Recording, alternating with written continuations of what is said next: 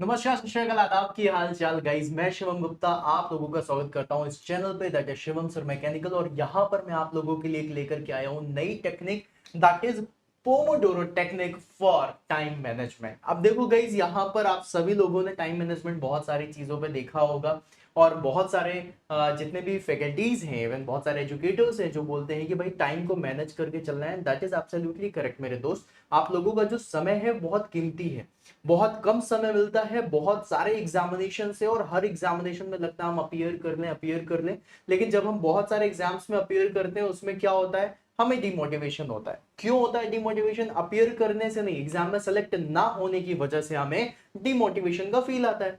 अब इस डिमोटिवेशन से कैसे बचें, कैसे स्ट्रेस से बचें, एंजाइटी से बचें, किस तरीके से हम अपने टाइम को मैनेज करें सो दैट हमारी जितनी भी तैयारी है वो बहुत ही जबरदस्त हो। और गाइस, इस टेक्निक से यू वॉन्ट बिलीव, आप लोगों की तैयारी 5x फास्टर होगी। एक्चुअली में 5x फास्टर होगी। बस थोड़ा सा इस टेक्निक को अगर फॉलो कर लिया तो आप लोग समझ जाओगे कि ऐसा क्यों होने वाला है। तो चलिए बिना किसी देरी की शुरुआत करते हैं। सबसे पहले मैं बात करने वाला हूं आप लोगों से टाइम मैनेजमेंट के बारे में, और उसमें हम लोग क्राफ्ट करेंगे, हम लोग बनाएंगे आप लोगों का बढ़िया अच्छा सा ऑप्टिमल स्टडी प्लान। देखो, इसमें मैं बहुत ज्यादा मोटिवेशन की बात नहीं करने वाला, मैं इसमें फैक्ट्स की बात करूंगा इस सेशन में। और इस सेशन में फैक्ट्स के बेसिस में ही देखेंगे कि हमारा टाइम एक्चुअली में कैसे मैनेज होना चाहिए। बहुत सारे स्टूडेंट होते हैं, मोटिवेट होते हैं, कहते हैं आज तो 15 घंटे पढ़ के चला दूंगा, है ना। फिर 2-4 दिनों के बाद मोटिवेशन कम होता है, फिर पढ़ने का मन नहीं करता। और कई सारे स्टूडेंट होते हैं जो रेगुलर स्टडी करते हैं कि हम सिर्फ 5 ही घंटे पढ़ाई करेंगे, लेकिन उसके बाद भी कई बार सिलेक्शन नहीं मिल पाता। तो इन सारी बातों पे आज हम डिस्कशन करने वाले हैं। सबसे पहले गाइस, अगर मैं बात करूं that the most important time management for mechanical engineering exams के लिए क्या होगा, तो सबसे पहले तो आप लोगों को देखना है कि भैया टाइम मैनेजमेंट क्यों करना है। एग्जाम देने जाते हो, एसएससी जे के अगर एग्जाम हम पकड़ लें तो 120 मिनट में 200 क्वेश्चंस को सॉल्व करना है ना। अभी आरआरबी जे का एग्जामिनेशन था, इसमें भी 150 क्वेश्चन सॉल्व करने थे 120 मिनट में। और इसी तरीके से आप लोगों के बहुत सारे एग्जामिनेशंस होते हैं जहां पर समय कम है, क्वेश्चन ज्यादा है। बहुत सारे स्टूडेंट क्वेश्चन को अटेम्प्ट नहीं कर पाते, बहुत सारे स्टूडेंट्स क्वेश्चन पढ़ भी नहीं पाते और टाइम खत्म हो जाता है, जस्ट बिकॉज उनकी जो टाइम मैनेजमेंट स्किल है, जो टाइम मैनेजमेंट की टेक्निक है, वो थोड़ा सा कमजोर हो जाती है। इसी को ही मैं बताऊंगा। लेकिन उसके पहले आप ये समझ लो कि अगर आपने टाइम मैनेजमेंट अच्छे से नहीं किया हुआ है, तुम घर में तैयारी भी कर रहे हो, घर में बैठ के भी पढ़ रहे हो, अगर तुम्हारा टाइम मैनेजमेंट अच्छा नहीं है तो तुम्हें एंजाइटी भी होगी, स्ट्रेस भी होगा, और तुम्हें डर भी होगा अंडर परफॉर्मेंस का। और जैसे ये सारी चीजें आने लग जाती है तो हमारी पढ़ाई कम हो जाती है, टेंशन ज्यादा बढ़ जाती है। फिर हमें फैमिली का भी प्रेशर फील होता है, फिर हमें सोसाइटी प्रेशर भी फील होता है, फिर दोस्त लोग भी आके कुछ भी बोल के चले जाते हैं तो भी हमें फील होता है, और बहुत सारी चीजें इसी स्ट्रेस और एंजाइटी से आती है। अगर आप ये टेक्निक फॉलो कर लेते हो तो इस टेक्निक से आप लोगों का स्ट्रेस भी दूर होगा, आप लोगों की एंजाइटी भी दूर होगी, और आपकी परफॉर्मेंस भी बढ़ेगी। तो ये टेक्निक क्या है, इसके बारे में बात करते हैं। सबसे पहले तो आप लोगों को बता दूं कि आप लोगों का जो टाइम मैनेजमेंट है, टाइम मैनेजमेंट कोई बहुत रॉकेट साइंस नहीं है। बेसिकली हो क्या रहा है, हम टाइम वेस्ट ज्यादा कर रहे हैं। हाँ, एक्चुअली में हम टाइम वेस्ट ज्यादा कर रहे हैं, और हमारी जो टाइम की चीजें हैं, मतलब जो टाइमली हो जानी चाहिए थी, वो नहीं हो पा रही। कैसे नहीं हो पा रही उसके बारे में बताऊंगा, लेकिन पहले कुछ पॉइंट्स हैं जिसको हम समझते हैं, जो हमारे टाइम में कंस्ट्रेंट लेकर के आ रहे हैं, जो हमारी स्टडी में कंस्ट्रेंट्स लेकर के आ रहे हैं, मतलब रुकावटें लेकर के आ रहे हैं, वो क्या क्या है। सबसे पहले तो गाइस, आप लोगों को क्या करना है, किसी भी एग्जामिनेशन की प्रिपरेशन कर रहे हो तो एग्जाम का स्केड्यूल देखो, कितने महीने के बाद एग्जाम होने वाला है, फिर उसका सिलेबस देखो, कितना सिलेबस है इसका, और फिर ये भी एनालाइज करो कि आपको कितने टॉपिक्स बनते हैं, क्या क्या चीजें आपने कवर कर ली हैं। इससे आपको ये पता चलेगा कि भैया इतने टाइम लिमिट में मुझे ये चीजें और पढ़नी है। ठीक है। दूसरा पॉइंट है, आप लोगों को पहले ये बताना है कि भैया मेरे पास कितना टाइम अवेलेबल है, और मैं किस सब्जेक्ट को, किस टॉपिक को कितना टाइम दूं जिससे मेरा ये टॉपिक कंप्लीट हो जाए। अब आपने टाइम दे दिया 5 घंटे का, लेकिन according to your time schedule, exam के हिसाब से वो 5 घंटे बहुत ज्यादा है, तुम्हें 3 घंटे में ही करना चाहिए था। तो वो 3 घंटे का टाइम तुम्हें देखना पड़ेगा, मतलब तुम्हें हर एक टॉपिक, हर एक सब्जेक्ट के लिए टाइम डिसाइड करना होगा। मेरे दोस्त, इसमें तुम्हें लग रहा है कि हाँ ये तो बहुत समय वाली चीज है, यही मैं करता रह जाऊंगा, नहीं, ऐसा नहीं होता। तुम एक बार प्रैक्टिस करोगे, 2 बार प्रैक्टिस करोगे, तीसरी बार में तुम्हें अपने आप आने लग जाएगा कि भैया ये टॉपिक को मैं ज्यादा से ज्यादा 15 मिनट दूंगा, बस इससे ज्यादा नहीं दूंगा। इसमें ही समझने की कोशिश करता हूँ क्या है, क्योंकि इस टॉपिक से इतने क्वेश्चंस भी नहीं आने हैं, और जितने क्वेश्चन आने हैं 15 मिनट की स्टडी में मुझसे बच जाएगा, आधे घंटे की स्टडी में बच जाएगा, 1 घंटे की स्टडी में बच जाएगा। इस तरीके से तुम्हें डिसाइड करना पड़ेगा। फिर उसके बाद क्या है, जब बहुत बड़े बड़े सब्जेक्ट होते हैं तो हम सोचते हैं जैसे फ्लूइड मैकेनिक्स है, जैसे स्ट्रेंथ ऑफ मटेरियल है, थर्मोडायनेमिक्स है, एक ही बार में पढ़ लेता हूं। नहीं, ऐसा नहीं करना। जब भी कभी कोई बड़े बड़े सब्जेक्ट्स मिल रहे हैं ना, तो बड़े बड़े सब्जेक्ट्स को छोटे छोटे सब्जेक्ट्स में तोड़ दो। ठीक है, अब तुमने छोटे छोटे सब्जेक्ट्स में तोड़ दिया, फिर उसके बाद तुम उसको शेड्यूल में डालो कि अगर मुझे थर्मोडायनेमिक्स कंप्लीट करनी है, मैं आज में नहीं करूंगा कि आज 15 घंटे बैठ के पढ़ लिया। नहीं, तुम ऐसा करो 3-3 घंटे के 5 दिन का शेड्यूल बना लो कि 3 घंटे आज पढ़ूंगा, 3 घंटे कल, 3 घंटे परसों, 3 घंटे नरसों, इस तरह 5 दिन में मैं थर्मोडायनेमिक्स कंप्लीट कर लूंगा। तो मतलब जो बड़ी बड़ी चीजें उनको छोटे छोटे फ्रैक्शंस में करना है। फिर उसके बाद क्या है, सब्जेक्ट को प्रायोरिटीज देनी है, मतलब प्रायोरिटाइज करो अपने सब्जेक्ट्स को डिफिकल्टी लेवल और एग्जाम के नंबर ऑफ वेटेज के ऊपर कि भैया इससे कितने क्वेश्चंस आ रहे हैं। मैंने इसके लिए ही एक सेशन बनाया है खासकर एसएससी जेई के लिए, उसमें पूरे एनालिसिस करी है, जिसमें मैंने सब्जेक्ट वाइज और सब्जेक्ट के जो टॉपिक हैं, टॉपिक वाइज क्वेश्चंस और उनका वेटेज बताया है कि इस सब्जेक्ट के इस टॉपिक से इतने परसेंट क्वेश्चन पूछे गए हैं अभी तक।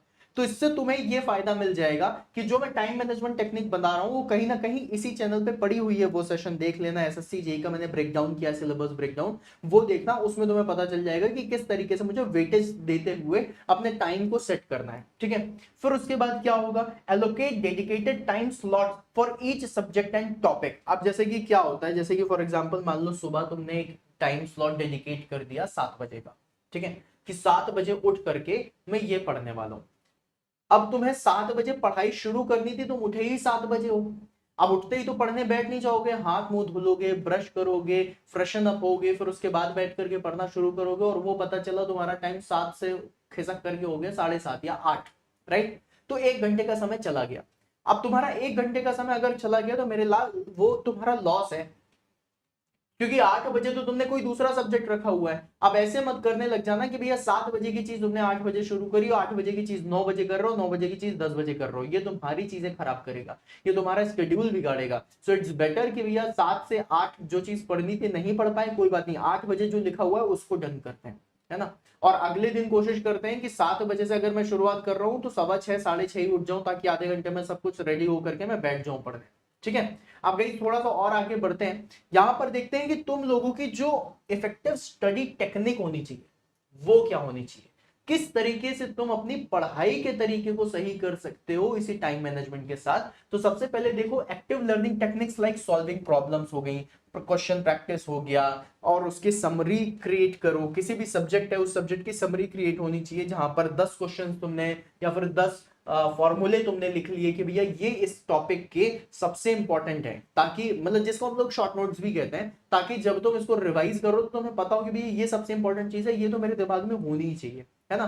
क्वेश्चन प्रैक्टिस के लिए अलग टाइम डिनोट कर दो, जो तुम्हारा मॉक टेस्ट है उसके लिए टाइम अलग रख लो, जो तुम्हें थ्योरी पढ़नी है उसके लिए टाइम अलग रख लो, जो तुम्हें शॉर्ट नोट्स बनानी है उसके लिए टाइम अलग रख लो। तुम्हें टाइम को डिवाइड करना पड़ेगा, है ना। अब लंच का टाइम है तो लंच के टाइम पे लंच ही करोगे, लंच के टाइम पे ब्रेकफास्ट करोगे तो तबीयत खराब होने लग जाएगी। एक दिन करोगे, 2 दिन करोगे, फिर तो खराब होने लग जाएगी।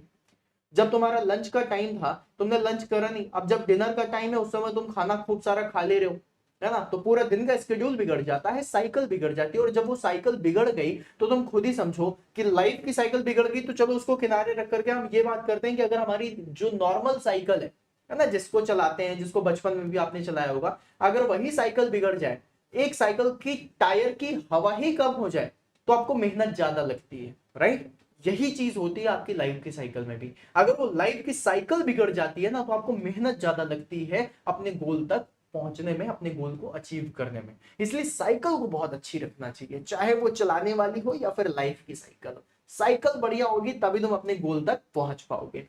फिर उसके बाद गाइस यहां पर समझिए हम किस किस तरीके से पढ़ सकते हैं। ये चीज मैंने पहले भी बताई, अभी फिर से बता देता हूं। इफेक्टिव टेक्निक में सबसे पहले विजुअल एड्स। विजुअल एड्स कहने का मतलब होता है जिसको तुम देख करके वो कर सको, समझ सको, है ना। जैसे कि फॉर एग्जांपल ग्राफ हो गए, डायग्राम्स हो गए। अब तुम ज्योग्राफी पढ़ते हो, ज्योग्राफी में तुम लिख रहे हो इंडिया के नॉर्थ में ये है ना। नॉर्थ ईस्ट में जाओगे 7 सिस्टर्स मिलेंगी, तुम या तो लिख लो या फिर इंडिया का मैप इस तरीके से बनाओ और वहां पे सर्कल बनाओ, यहाँ पे ये चीज है, यहाँ पे सर्कल बनाया, यहाँ पे ये है, यहाँ पे सर्कल बनाया, यहाँ पे ये है। क्योंकि पिक्चर मेमोरी भी होती है और पिक्चर मेमोरी काम करती है, एक्चुअली में काम करती है। तुम लोग याद करो, अगर तुम लोगों ने नोट्स बनाई हुई है और कभी एग्जाम में बैठो तो तुम्हें ये याद होता है कि मेरी नोटबुक के कौन से कोने में वो चीज लिखी हुई है, कि जब तुम वापस उसको चेक करने जाते हो तो तुम्हारी नजर उसी कोने पे होती है जहां पर वो चीज लिखी है। बस एग्जैक्ट तुम्हें दिख नहीं रहा क्योंकि पिक्चर मेमोरी बिल्कुल क्लियर नहीं है, अल्ट्रा एचडी नहीं है ना, 250 पिक्सल पे, 270 220 पिक्सल पे होगी, इसलिए नहीं दिख रही है। तो अपनी पिक्सल को, अपनी मेमोरी पिक्चर को बहुत अच्छी करना है और इसके लिए तुम्हें शांत बैठना पड़ेगा, आंखें बंद करके तुम्हें रिवाइज करनी पड़ेंगी चीजें। रिवाइज करो, जब तुम खाली बैठे हो तो रिवाइज करो, है ना, आंखें बंद करो, सोचो क्या क्या चीजें मैंने पढ़ ली हैं, कहां पर क्या लिखा हुआ था, क्या नहीं लिखा हुआ था। तुम्हें हर एक चीज याद करने की जरूरत नहीं, पिक्चर मेमोरी इतनी स्ट्रांग हो जाती है।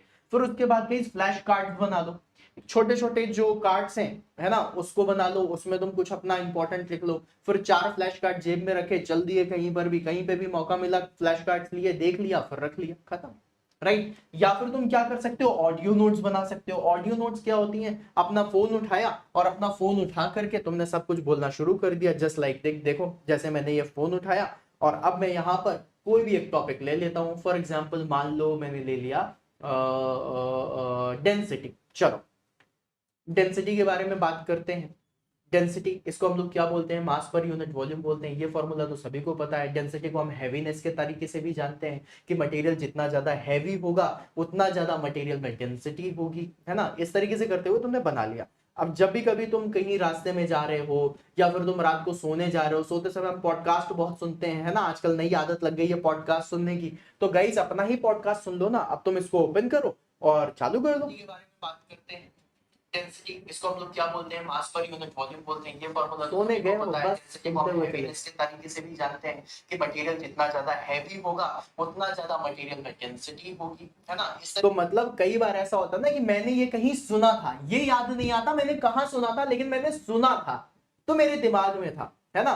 तो सबसे पहली चीज विजुअल, दूसरी चीज हियरिंग, है ना, तीसरी चीज राइटिंग और चौथी चीज लर्निंग, मेमोराइजिंग। ये सारी चीजें जब एक साथ आ जाती है ना तो आपकी जो स्टडी की टेक्निक है, जो आपके पढ़ने की टेक्निक है, वो बहुत ज्यादा अच्छी हो जाती है। फिर आपको चीजें लंबे समय तक याद रहती हैं, लॉन्ग टर्म पर याद रहती हैं और आप उससे बहुत बढ़िया बेनिफिट ले सकते हैं, ठीक है। फिर उसके बाद माइंड मैप्स बनाओ। माइंड मैप्स कहने का मतलब क्या हो जाता है कि भाई अब मुझे कोई भी चीज पढ़नी है, जैसे फॉर एग्जांपल मान लो अगर मुझे वेल्डिंग पढ़नी है तो वेल्डिंग में पहले कितने टाइप्स होते हैं वो लिख लिया, फिर उसके बाद उसके नीचे अच्छा इस टाइप के इतने टाइप्स होते हैं, फिर इसके इतने टाइप्स होते हैं। माइंड मैप्स बना लो सो दैट तुम एक पेज में ही सारी की सारी चीजें देख लो, है ना। और ये माइंड मैप्स तुम्हारी स्टडी के आसपास चिपकी होनी चाहिए कि मुंडी उठाई और सारी चीजें रिवाइज हो गई, फिर वो कर लिया। हर एक चीज रजिस्टर में बना के मत रहो क्योंकि हर दिन तुम पन्ने नहीं पलटते रहोगे। जब मैं प्रिपरेशन करता था मेरी एक मेमोरी वॉल थी। मेमोरी वॉल कहने का मतलब एक दीवार थी जिसमें मैंने अपने सारे नोट्स वगैरह चिपका रखे थे।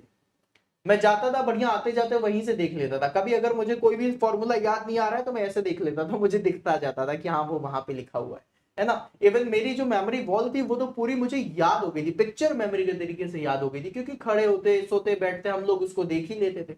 जहां पे आप रहते हो वहां पे आप अपनी मेमोरी वॉल बना सकते हो। मैंने तो बहुत सारी मेमोरी वॉल बनाई थी। जहां पे मैं ब्रश करता था, ब्रश करते समय मैंने काफी अच्छा बढ़िया एक वहां पे वॉल पे चिपका रखा था। वो चीज चिपका रखी थी जो मुझे याद करनी है लेकिन मेरे पास उसको याद करने का समय नहीं। ब्रश करता था इस तरह देखता रहता था, कुछ समय के बाद अपने आप याद हो गया, है ना। जैसे आप लोग जब पढ़ाई करते हो, पढ़ाई छोड़ो पूजा करते हो, तो पूजा करते समय कुछ मंत्र होते हैं ना, बचपन से वो मंत्र याद कराए जाते हैं और याद हो जाते हैं। ओम भूर्भुवः स्वः, है ना, बचपन में ओम भूर्भुवः स्वः करते रहते थे, अब याद हो गया। तो क्या उसको बैठ के तुमने याद थोड़ी ना करा है, ओम भूर्भुवः स्वः, ओम भूर्भुवः स्वः, ओम भूर्भुवः स्वः, चलो इतनी लाइन याद हो गई, तत्सवितुर्वरेण्यम तत्सवितुर्वरेण्यम, अच्छा चलो ये भी याद होगी। क्या कभी ऐसे याद करा है? नहीं, बस बचपन से बोलते बोलते सर जी याद हो गया। तो बस यही करना है, देखते देखते पिक्चर मेमोरी बन जानी है, ठीक है।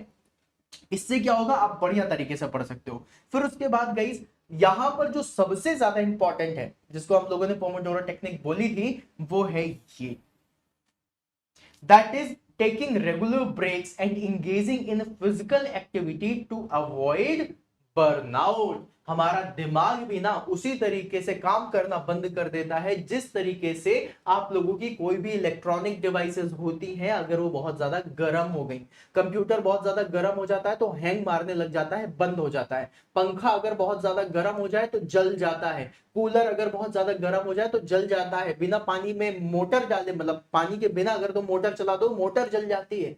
क्यों? बर्नआउट हो जाता है। बिना इंजन ऑयल के इंजन बर्नआउट हो जाता है। तो फिर ये तो हमारा दिमाग है, तो हमें रेगुलर ब्रेक्स लेने पड़ेंगे। अब रेगुलर ब्रेक लेने की जो टेक्निक है गाइस, उस टेक्निक को हम लोग कहते हैं पोमोडोरो टेक्निक।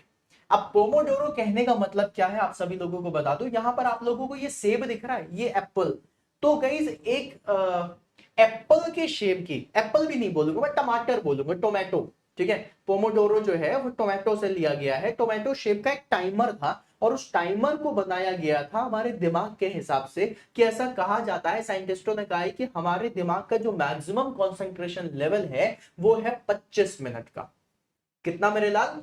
25 मिनट का। मतलब तुम लोग भी ये चीज फील करोगे कि 25 मिनट तक तुम मैक्सिमम कंसंट्रेट हो सकते हो, उसके बाद तुम्हारा जो कंसंट्रेशन लेवल है वो ब्रेक होगा ही होगा। तो इन्होंने क्या बना दिया, एक पोमोडोरो बना दिया यहां पर इस टेक्निक में, कि भाई ये 25 मिनट का टाइमर ही रहेगा। इसको पकड़ के ऐसे घुमा दो, 25 मिनट लगेंगे उसको वापस आने में। ठीक है, अब इस 25 मिनट को तुम इन जनरल भी यूज कर सकते हो अपने टाइम में, अपने मतलब फोन में 25 मिनट का टाइमर लगा दो और फिर पढ़ने बैठ जाओ। तो इसकी जो टेक्निक है वो भी बताऊंगा, इससे जो फायदे हुए, और ये मेडिकली प्रूवन फायदे हैं।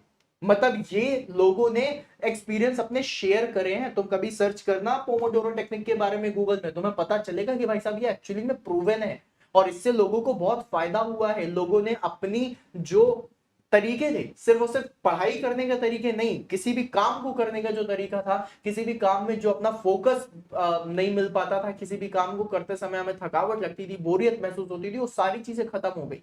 राइट? इसमें क्या था, सबसे पहले चूज अ टास्क। कैसे काम करना है इसमें?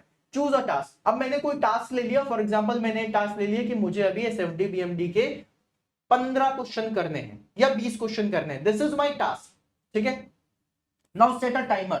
Set a timer for 25 minutes. अब पोमोडोरो, राइट? 25 मिनट्स का तुमने टाइमर लगा दिया। फिर उसके बाद focus on the task without distraction for entire 25 minutes. मतलब 25 मिनट जो आपका मैक्सिमम कंसंट्रेशन लेवल हो सकता है, उस 25 मिनट पे आप उस चीज पे बिल्कुल फोकस हो जाओ।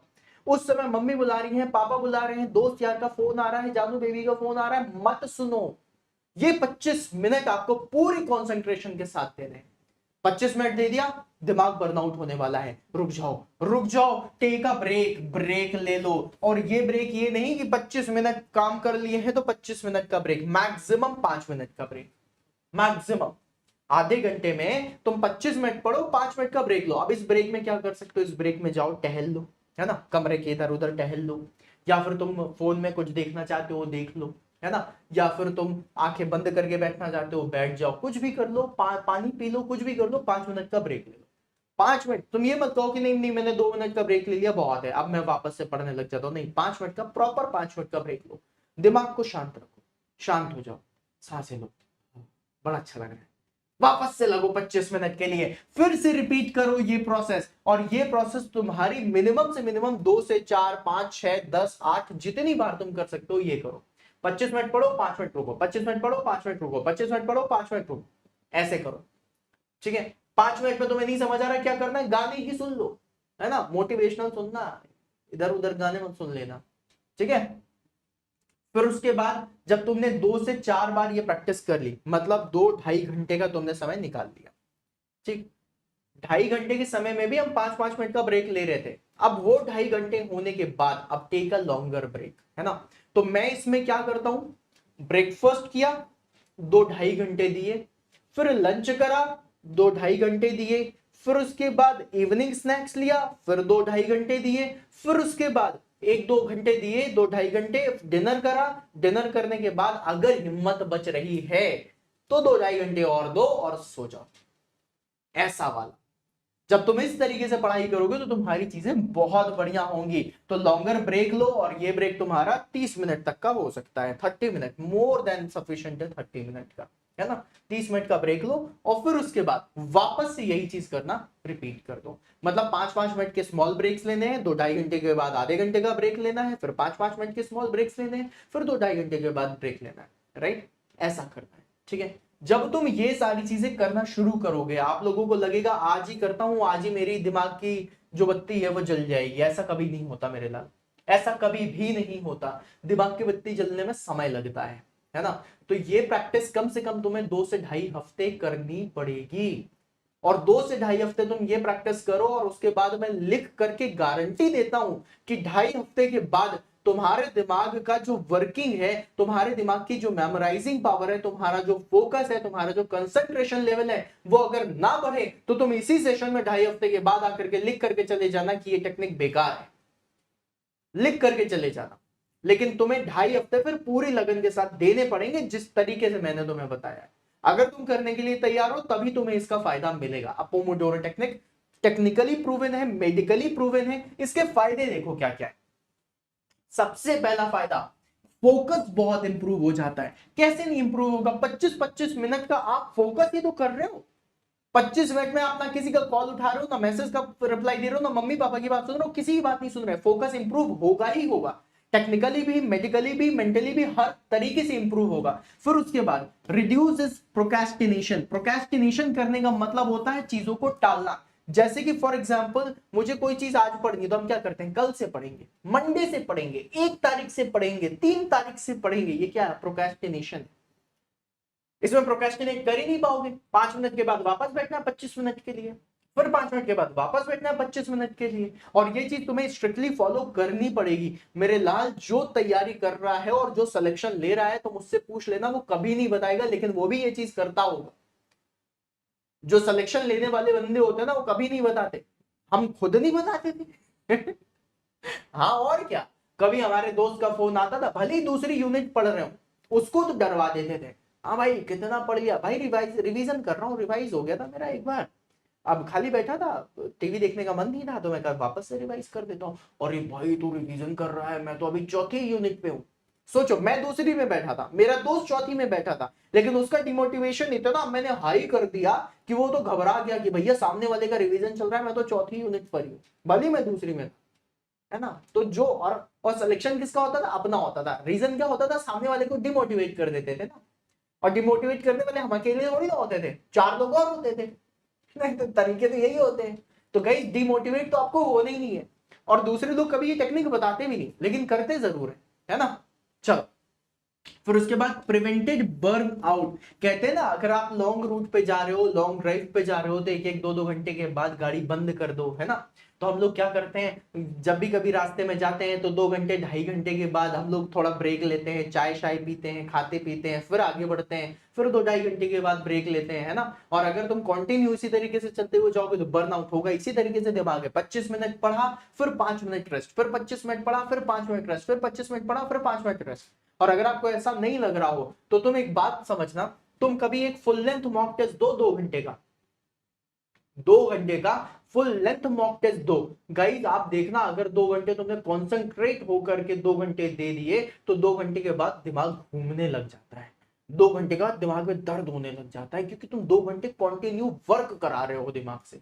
इतना दिमाग नहीं बना है भाई, उसको बर्नआउट होने से बचाना है, ठीक है। फिर उसके बाद इंक्रीजेस प्रोडक्टिविटी। क्यों नहीं बढ़ेगी प्रोडक्टिविटी? जब तुम्हारा फोकस इंप्रूव हो चुका है, तुम प्रोक्रेस्टिनेट नहीं कर रहे हो, तुम्हारा दिमाग सही तरीके से काम करना है, बर्नआउट नहीं हुआ है, तो प्रोडक्टिविटी बढ़ेगी ही बढ़ेगी। और ये जो चीज मैंने आप लोगों को बताया, ये फ्रॉम डे 1 अचीव नहीं कर सकते।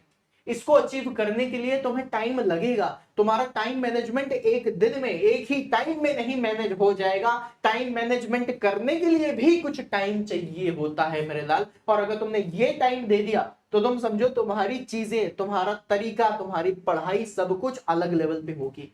तुम अगर मेरी बात समझ रहे हो तो तुम्हें ये वाली बात भी समझ में आती होगी, if you want something which you never have, then you have to do something which you never did.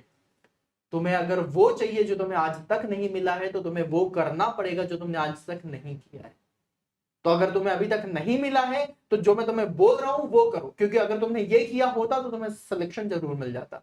जिस टेक्निक से तुम अभी तक चले आ रहे हो, उस टेक्निक से अगर सिलेक्शन नहीं मिला तो मतलब ये है कि तुम्हें सिलेक्शन के लिए कुछ एक्स्ट्रा करना पड़ेगा, वो इस एक्स्ट्रा में आ जाता है। करके देखो, ठीक है, तो इनहैंस होगा तुम्हारा टाइम मैनेजमेंट, राइट। बहुत बढ़िया, ये है पोमोडोरो टेक्निक। हर किसी को नहीं पता होती, बहुत ज्यादा इन डेप्थ में मैं एनालिसिस कर रहा हूं और फिर उसके बाद लेकर के आ रहा हूं। और गाइस आप सभी लोगों को बता दूं कि जितनी भी चीजें मैं आप सभी लोगों को बता रहा हूं, जितना भी मैं आपको पढ़ा रहा हूं, वो सिर्फ एक चीज के लिए, ताकि आपका सिलेक्शन हो। अगर आप सिलेक्शन के लिए बिल्कुल तत्पर हैं, अगर आप मेरे कहने से, मेरे तरीके से मेहनत कर सकते हो, मेरे कहने के तरीके से मेहनत कर सकते हो, then you are at a right place guys. आज ही चैनल को सब्सक्राइब कर लो, और चैनल को सब्सक्राइब करने के बाद जिस जिस तरीके से मैं पढ़ाता जा रहा हूं, जितना मैं पढ़ाता जा रहा हूं, जो जो चीजें मैं आपको अवेलेबल करा रहा हूं, आपको पीडीएफ दे रहा हूं, कुछ स्टडी नोट्स दे रहा हूं, जितनी भी चीजें मैं देता हुआ जा रहा हूं, तुम उन सबको फॉलो करते हुए जाओ, उनको पढ़ते हुए जाओ, रिवाइज करते हुए जाओ, अपने दिमाग में स्टोर करते हुए जाओ, देखना तुम्हारा सिलेक्शन जरूर होगा। पक्की बात है, तुम्हारा सिलेक्शन। तो अगर सिलेक्शन लेना है, चैनल को आज ही सब्सक्राइब कर ले, राइट। चैनल का नाम है शिवम सर मैकेनिकल। और अगर आपको कोई भी डाउट है, कुछ भी परेशानी है, देन आप मुझे मेल भी कर सकते हो shivam-sir-mechanical@gmail.com पे, ठीक है, मैं आपको रिप्लाई जरूर दूंगा। तो guys this was all from my side. I guess आपको ये चीज अच्छी लगी होगी। अगर सेशन अच्छा लगा तो सेशन को लाइक जरूर करना, टेक्निक अच्छी लगी है तो कमेंट बॉक्स में जरूर बताना, और अगर ये टेक्निक आपको पसंद है, या फिर आपका कोई दोस्त ऐसी टेक्निक मतलब अभी इंप्लीमेंट करके बैठा हुआ, या फिर वो कुछ इस तरीके से कर रहा है, तो उसको भी शेयर कर देना है वाला सेशन, ये देखो जो तुम कर रहे हो एक्चुअली में ये है ना। तो ये सारी चीजें करते हुए जाओ, आपको बहुत फायदा होगा गाइस। और मिलते हैं फिर अपन नेक्स्ट सेशन में, तब तक के लिए बाय बाय, सायोनारा। और ऐसे ही मेहनत करते हुए जाओ, सिलेक्शन जरूर होगा। चैनल के साथ जुड़े रहना, मैं बहुत सारे वीडियोस लेकर के आ रहा हूँ, डेली शाम को 7 बजे लाइव भी आ रहा हूँ, तो आप लोग लाइव सेशन भी जरूर अटेंड करें। मिलते हैं फिर अपन नेक्स्ट सेशन में, तब तक के लिए बाय बाय।